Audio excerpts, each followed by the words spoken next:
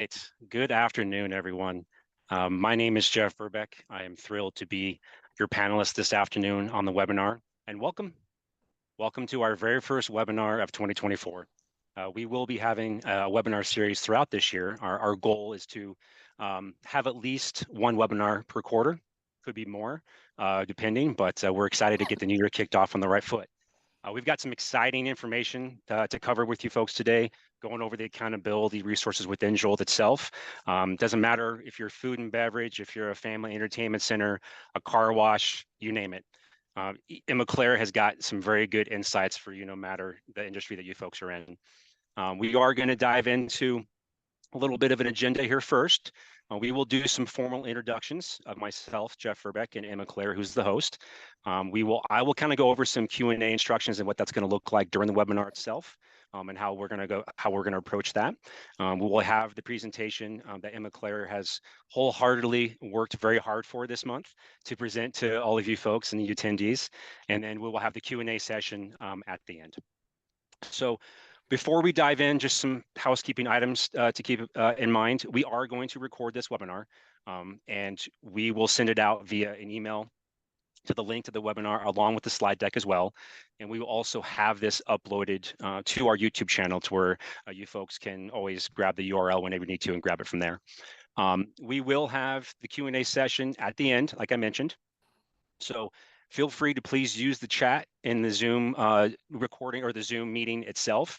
I will monitor that chat from my end.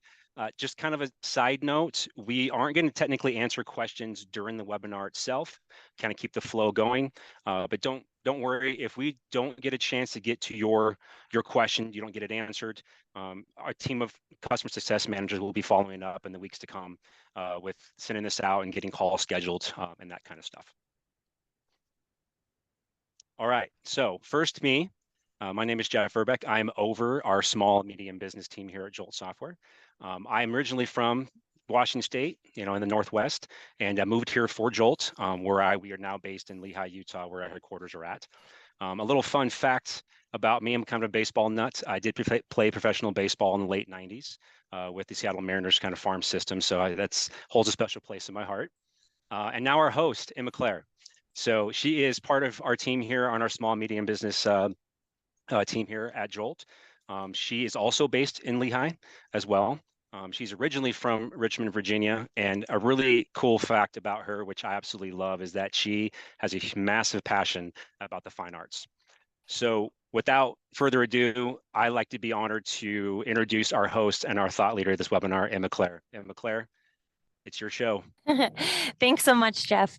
I am so excited to be speaking with you guys today about the accountability through Jolt.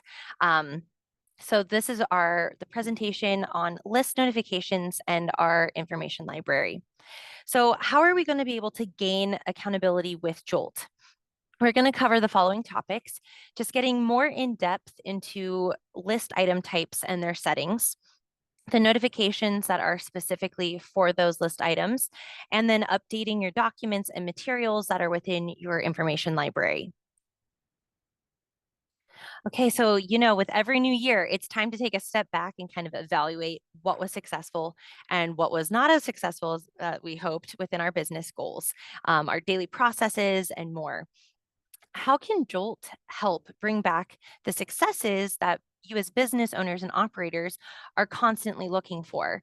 Well, to just name a few, getting that accurate data from your daily list tasks, setting the correct next steps to do from notifications, and giving full training materials to your new hires, current staff, is what we'll be seeing today. Diving right in, what are we getting from our current list items?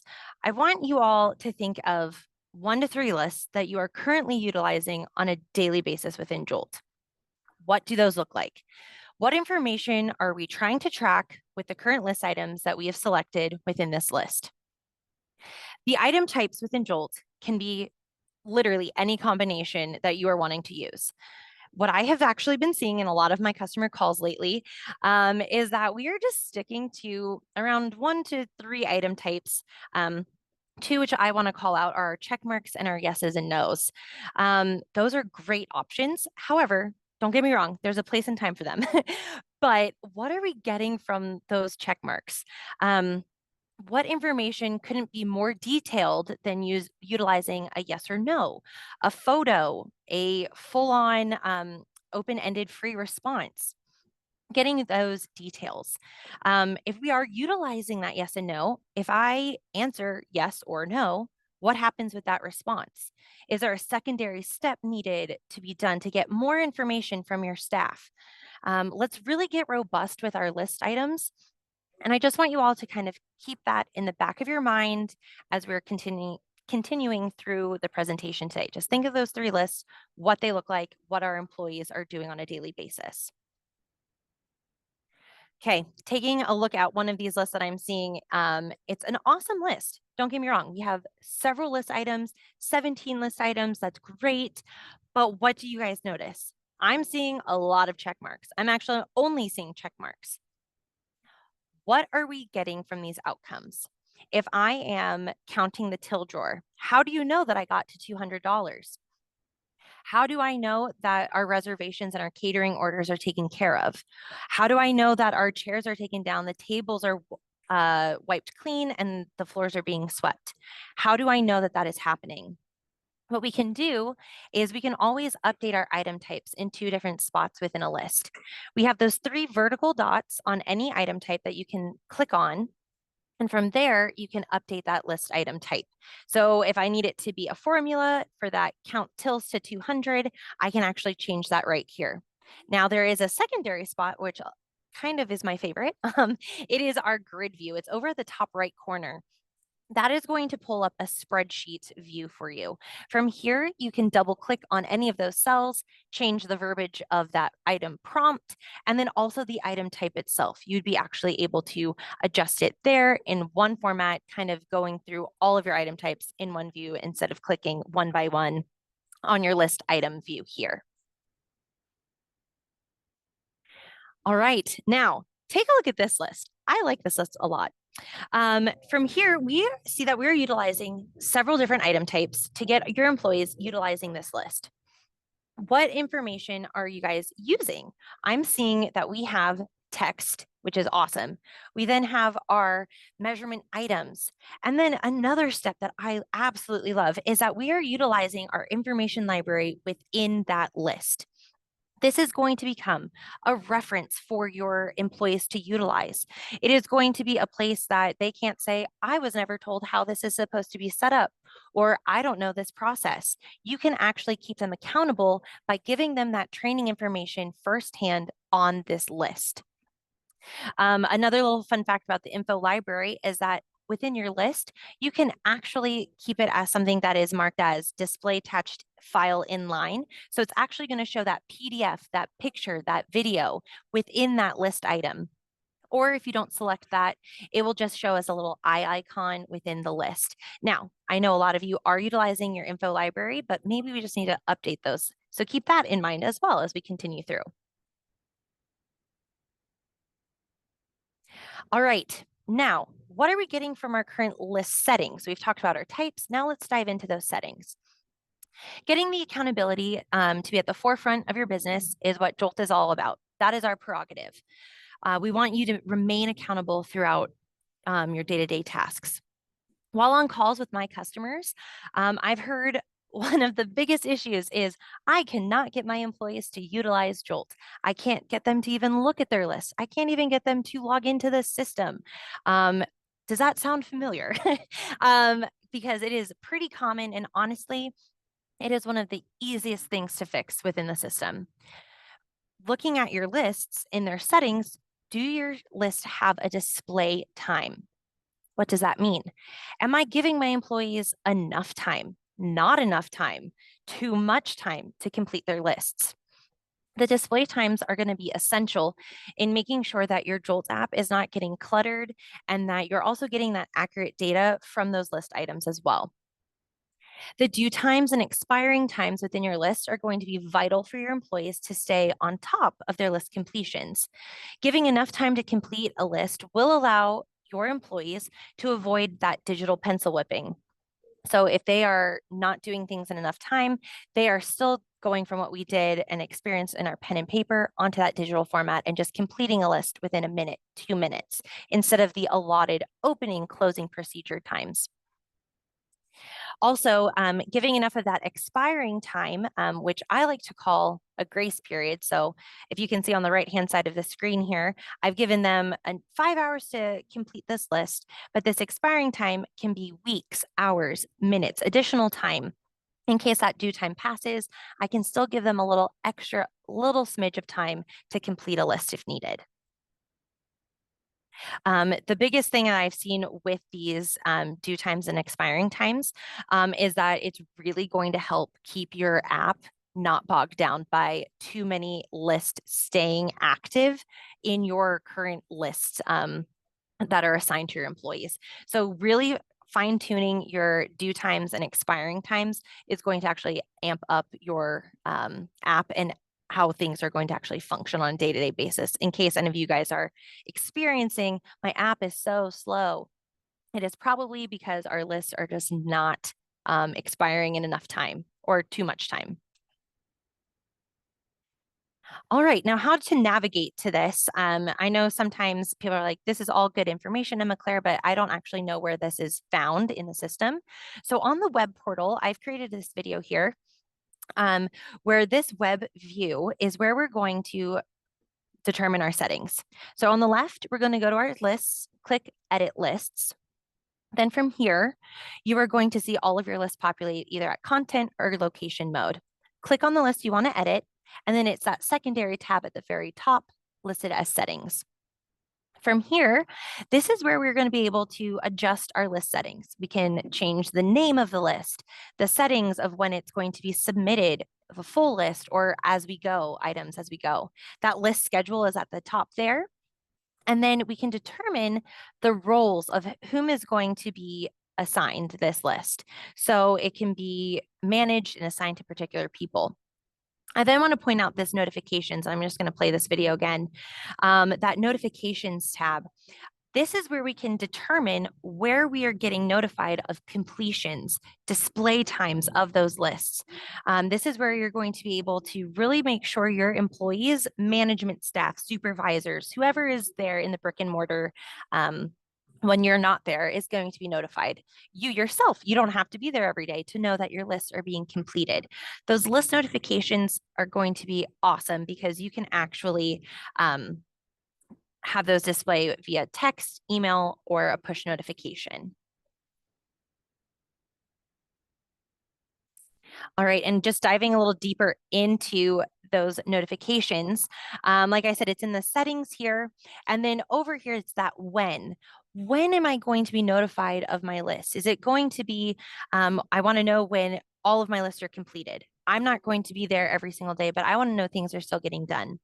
We can select based on the particular role. So you yourself as admins or even your employees, maybe they need to be notified that their list has been displayed or they have 30 minutes, an hour before the list is due, as you can see right here on the kind of right-hand side.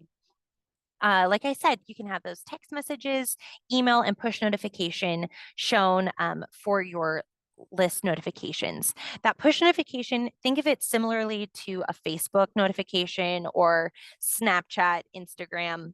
You'll see a little mark within that app that something has been pushed through.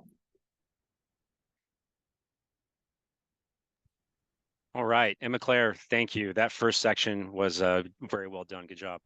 I just wanted to kind of really recap this first section that Emma Claire went over before she goes on to kind of some more advanced features when it comes to the list settings and how to kind of update that. This is what she's going over now. What she just did is that's really the basic foundation of what Jolt was built on, and we've kind of enhanced it from there. We delved into kind of three main aspects: list item types, list settings, and list notifications.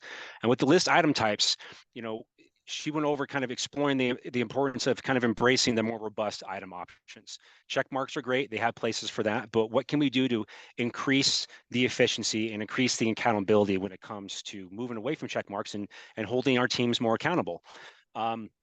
And it doesn't matter whether it's task, events, specific milestones, having a variety of these kind of helps with the nuanced understanding to your team.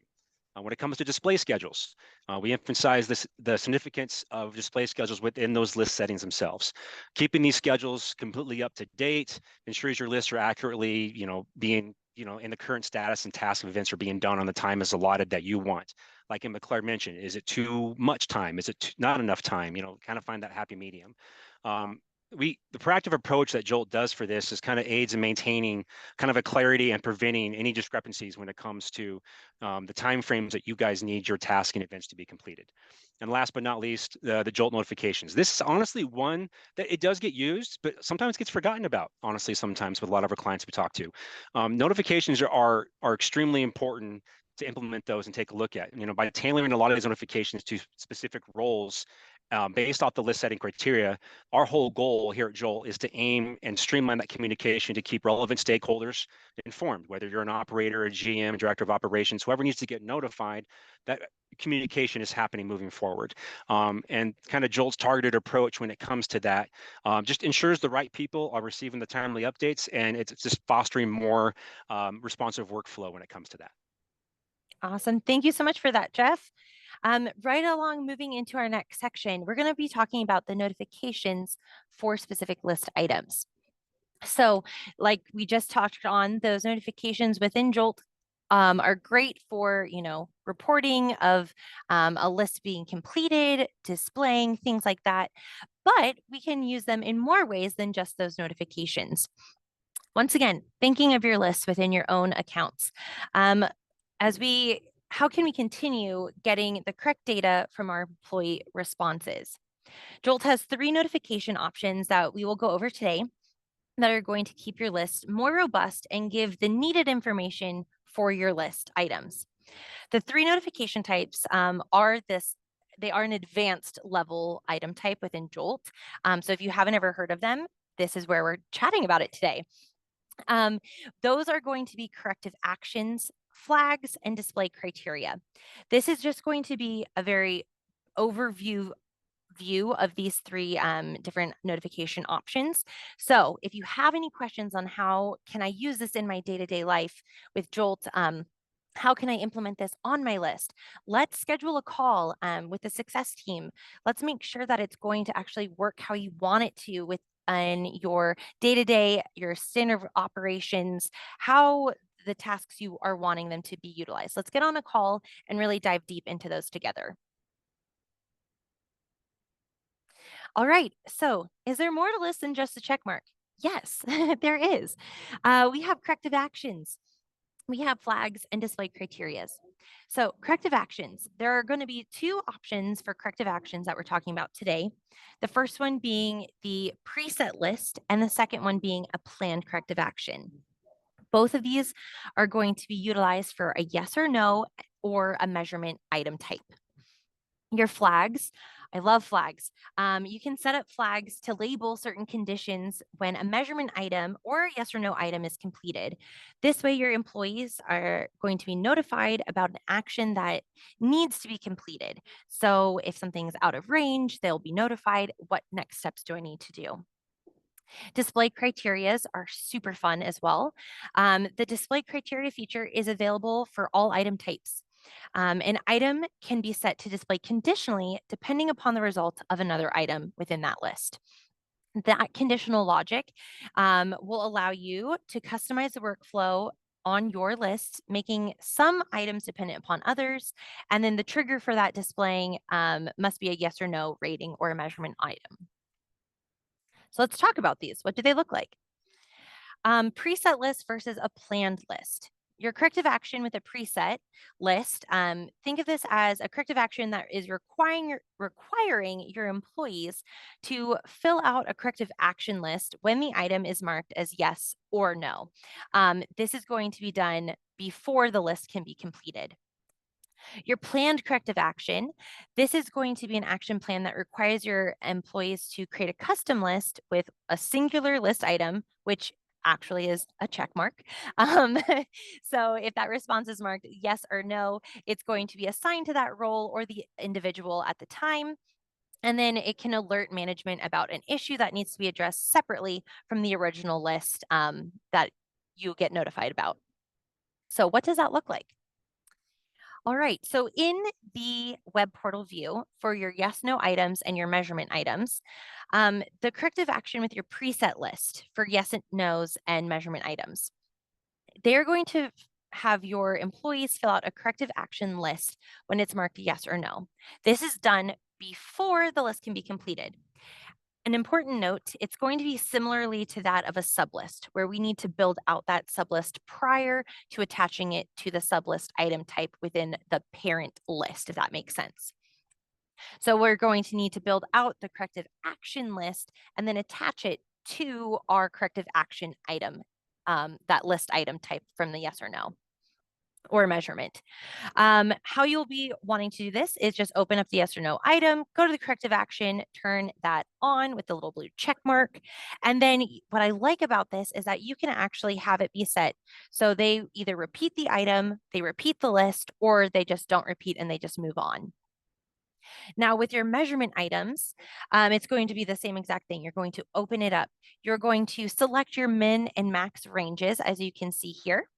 And then what you'll do is turn on that corrective action, choose the action list that you're wanting to utilize, mark it as being optional or not. Right here, you can do it for both yes and no as well. And then you're going to choose the action that it's going to be done if it's inside or outside of that range. And then you can select to repeat the item, repeat the list, do not repeat. Now, what does that look like on the app? This is where our employees are going to see all the hard work that we've done on the web portal.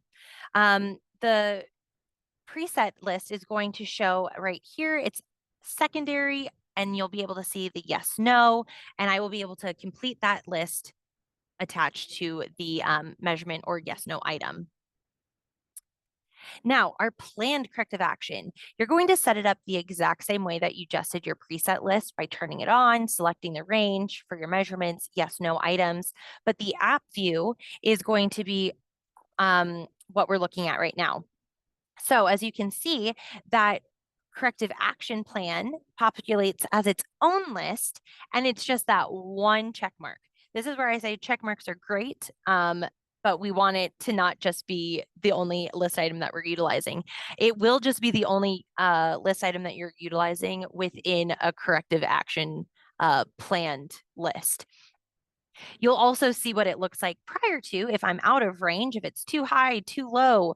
That required action populates here. I click on it, and then I can see the planned action following up.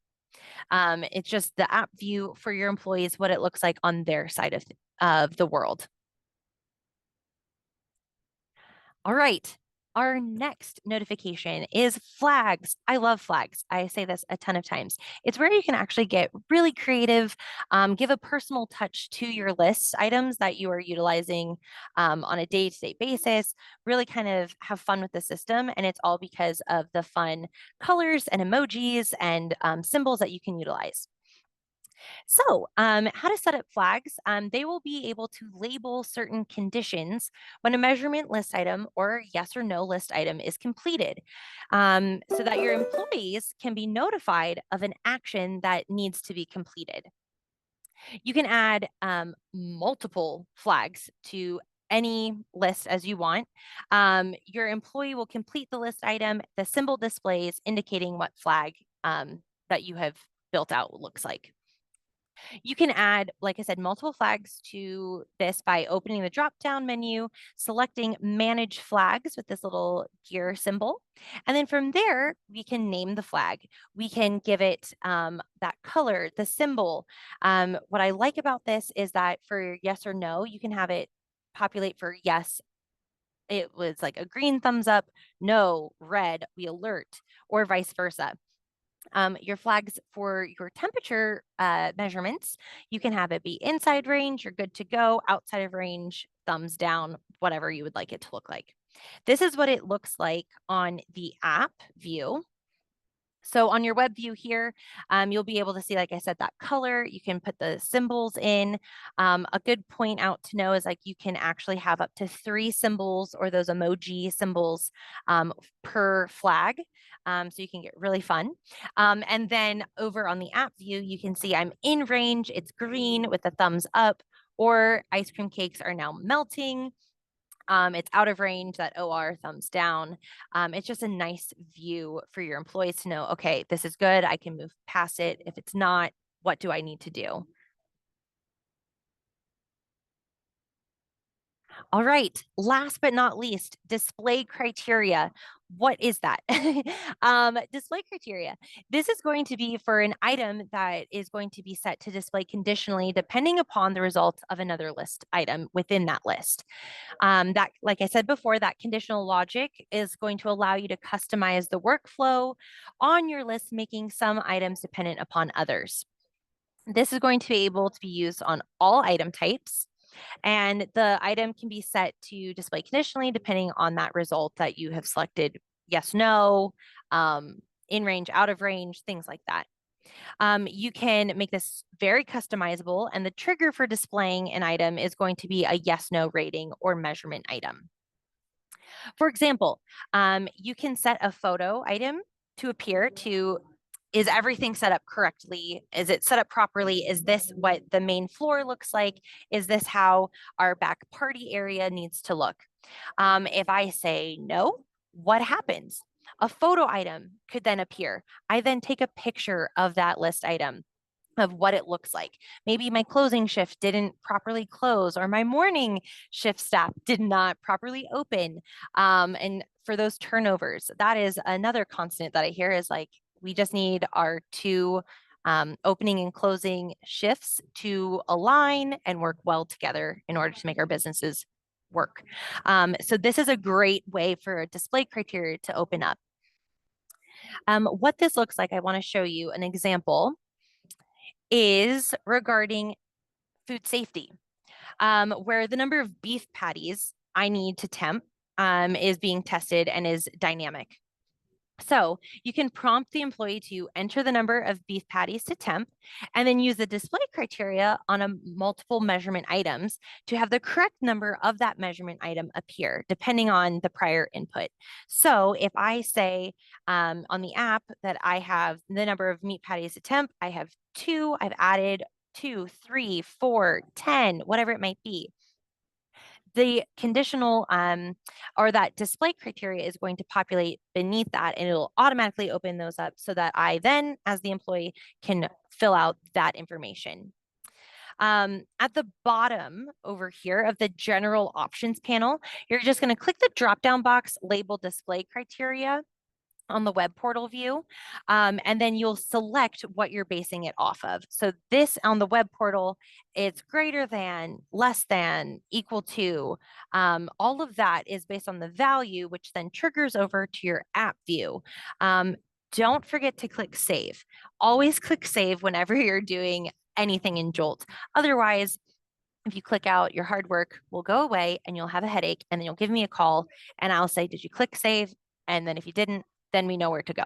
So always click save, and then your display criteria will always work. And then last but not least, after that display criteria, this is where I just want to kind of talk about information library cleanup. As we all know, COVID times was now 4 years ago, almost, it seems like yesterday. We have a ton of stuff within our information library that might not be the same protocols that we are utilizing in 2024, or our training materials have updated, our handbooks have been updated. We need to adjust our employee uniform pictures because we all have new polos or whatever it might be. How do we actually get that information into Jolt so it's updated? Our training materials are there for our new hires. How are we getting that within the system? What we're going to do is take a look at my video here, and I'm going to walk you through how we can actually add these into the system. When we are in Jolt on the web portal view, we're going to go over to our information tab, And then we'll see all of the categories: training materials, HR information, recipes, videos. From here, we can have our subcategory populate, and we'll just want to upload our own file to be one of our supported files. Or if we don't have something pre-made, what we can do is actually type something out on the spot. If I want to have videos, I have a ton of my customers use videos that are from YouTube or their own videos that they've utilized and uploaded somewhere. We can actually hyperlink things into Jolt as well, so that it is just something that they can pull up, click the link, watch that training material. Looking at the file permissions here, sometimes we have information that is not necessarily needed for all roles at our establishments. So how are we going to utilize that within Jolt? Well, that file permissions will default to share with everyone, or you can actually determine who it needs to be shared with. Some upper management materials might need to just be for upper management, other materials for everybody or specific roles. Now, to remove any item as well, I'm just going to stop it and have it go back a little ways. We have the red X at the very side of every list information item. And if you just need to remove it, like I said, those COVID-19 protocols or what have you, we can just edit that, click the X, and it completely deletes. That is going to be it for the information library, but I also want to challenge you guys for with your information library, let's look at our training list. Do we want to have the handbook attached to a training list item? Do we want to have a video of this is how my hostess in the morning needs to come in. She needs to look at these things. This is her protocol. I'm watching this video on training. With my maintenance repairs for car washes or even what's another good one? Like my family fun centers with roller coasters, go-karting, whatever it might be. How do I look at this maintenance repair if I'm a new maintenance worker? Oh, here's this training video that my manager has uploaded into the system. I can look at it and know that this is A, B, and C, X, Y, and Z of what I need to check. That is super helpful for your lists. It's super helpful to make references to your information library for your employees.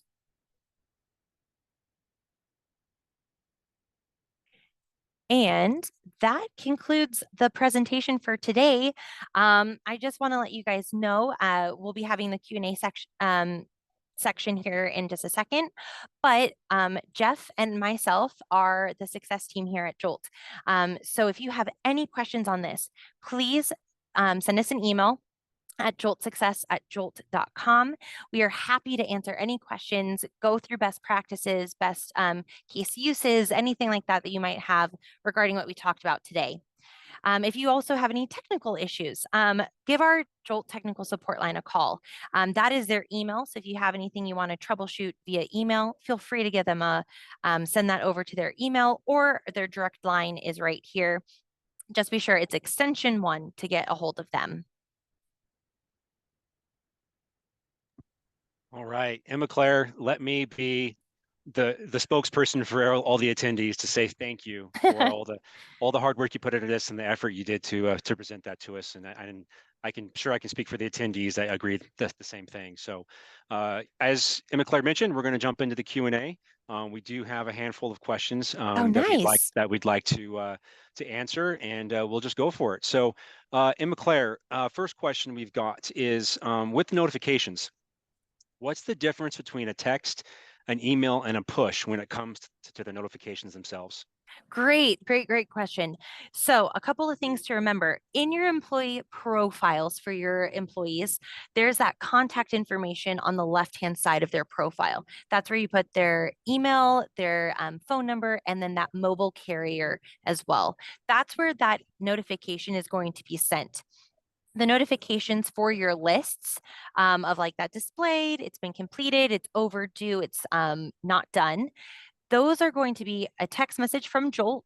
It's going to be an email from Jolt, or that push notification, like I had mentioned before, regarding like the Facebook notification from the app itself. So you'll see that in the app. Great question. Great. Oh my goodness. Yeah, fantastic. Another one. Oh, I can take this one. There are are there other item types that corrective actions can be used for? Currently, it is only for yes or no questions and on measurement items right now. Those are the only ones that can be used for currently. Great question. Um, So Trace, actually, thank you, Trace. We have a question from them. Will Jolt ever integrate through other systems, example, Toast? That's a great question, Trace. Tell you what, if you reach out to our Jolt Success at jolt.com, that one that you saw, we will see that. I personally would love to get on a call with you on that, and we can kind of discuss, what you're looking for when it comes to integration and the things that you're wanting to, get data on. And we would definitely love to get on a call together on that. Great question. Yeah, great question. Emma Claire, Yes. Marlene, thank you. What version of the app should employees have on their phones, and can they access the library and lists from their phones or a shop tablet only? I'm thinking of information library stuff. Great question. Okay, so a wonderful thing about the Jolt app is that you can use it on your personal device or that shared device within your space. So if they're utilizing their phone, let's just be sure they're using Jolt within your App Store or your Google Play Store. You might see three iterations of Jolt.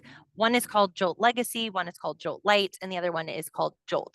Ignore the ones with the L's, just do the regular Jolt. From there, they can utilize their lists, information library.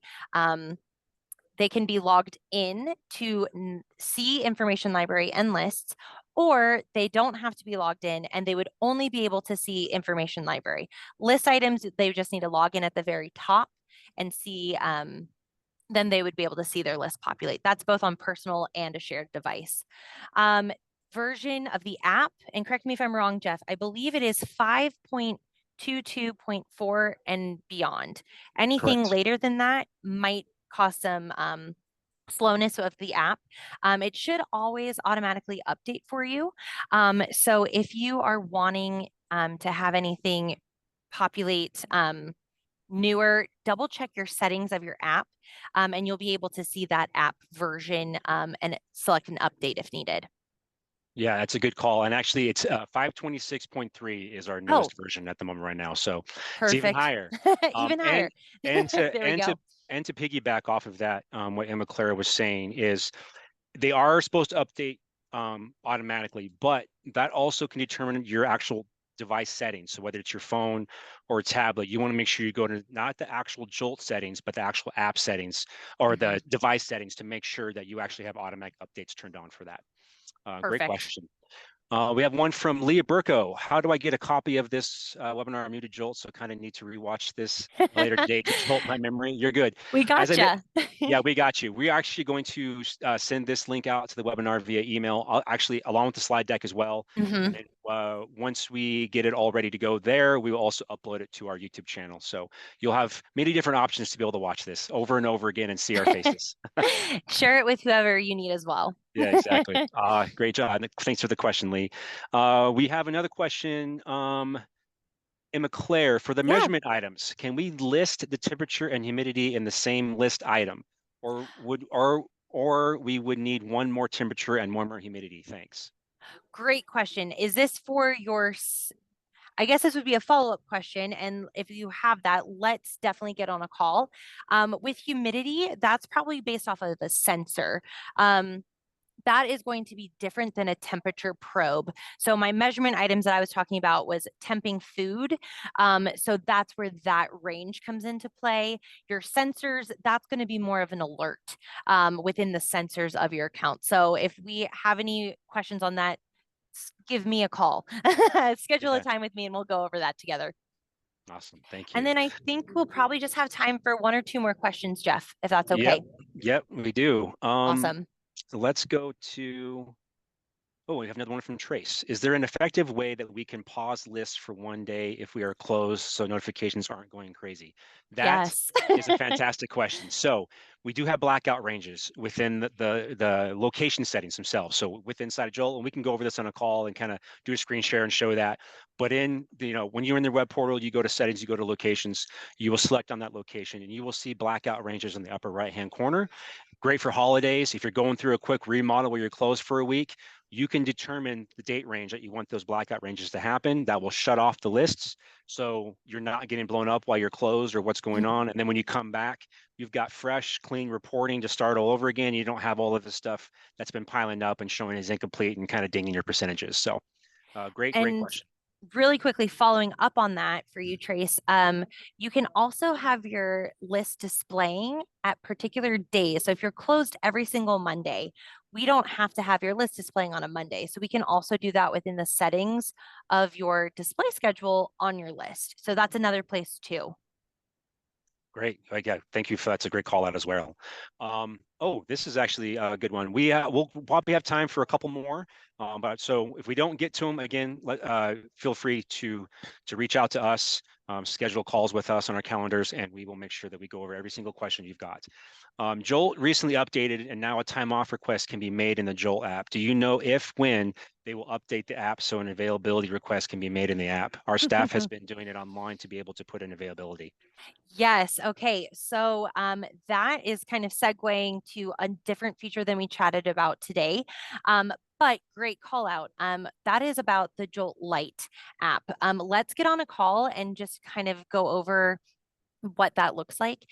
Things are starting to move over all the way to the regular Jolt app.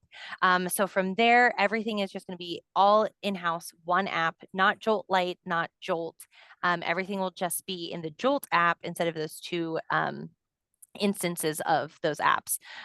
So that is probably something let's just get on a call and make sure that your app is also up to date, and that if we need to do a training with your employees to show them, hey, this is where things are located, we can actually do that, send a video your way, or hop on a training call with your employees as well. Right, And great. then, great question. And then this will be our last question for today. If you don't mind, Jeff, if there's any Mhm. left. Yeah, we have from Danielle Gregory. Do blackout settings help with reporting? For example, if we are closed for a day for repairs, it will not affect completion reports. That is correct, Daniel. So that's one of the reasons why we have that in there. So that way it basically shows the list didn't exist for that day. It's not going to like, oh my gosh, I have 5 lists that are incomplete, 100% incomplete. It's going to clean all that up for you. So when you're back open the next day, everything's back to normal, and you're good to go. One last thing I want to make mention with blackout ranges, and this is something, and this has been a few questions we've had about this, is we can discuss that in other calls as well. But one thing we do see a lot is if you do set up blackout ranges, don't forget to go back and update those. Certain holidays, if you're closed, dates change. And all of a sudden you might realize, hey, why are my lists not populating today? And that's usually the common cause. So when you do those blackout ranges, just keep an eye on those and make sure you're keeping those updated or clearing them out as the months go past. So Ian McClure? I was just going to say one last thing with that reporting. For the blackout ranges, if you look at your graph, you'll see like there's a bunch of lines on it showing that completion. It'll just show a space where that blackout range occurs. So that's where that's happening. If you do have that currently utilized in your system or not, it'll just show that instead of it being a complete drop in your completion reports. Very great call. Awesome. These are such good questions. I am looking forward to hopping on calls with you guys in the upcoming days and weeks. It's going to be very exciting. Yeah, it's going to be very exciting. Emma Claire, again, thank you so much for all the time you've put into this. To everyone that's joined, we can't thank you enough for taking time out of your busy schedules to join us today. We really hope that this has been some great insights and great value brought to you. And again, don't hesitate to reach out to us. You're never going to bother us. We're always here to help. And we will get this link and to the slide deck and all of that sent out to everyone just as soon as we can in the kind of the following weeks or so to come. So everyone have a great afternoon. Thank you again, and we'll stay in touch. Thanks so much. Bye bye.